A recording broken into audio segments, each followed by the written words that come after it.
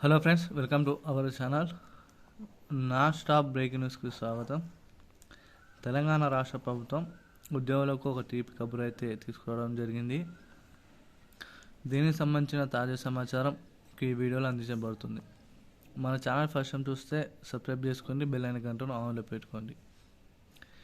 వివరాలను ఒకసారి పరిశీలించినట్లయితే, బకాయిలు చెల్లింపుల షెడ్యూల్ విడుదల, డిఆర్ పెండింగ్ డబ్బులు అకౌంట్లో జమ.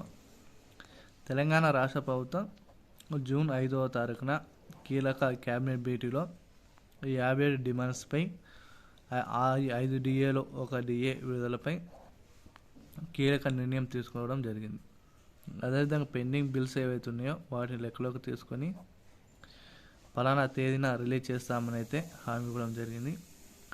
వీటిని దృష్టిలో ఉంచుకొని ప్రభుత్వం అయితే తాజాగా డిఎన్ఎస్ అలవెన్స్, అదేవిధంగా డిఆర్ఎస్ రిలీఫ్కి సంబంధించి పెండింగ్ డబ్బులు ఏవైతున్నాయో అవన్నీ కూడా ఖాతాదారుల అకౌంట్లలో జమ చేయాలని ప్రభుత్వం అయితే సలహా అయితే చేయడం జరిగింది.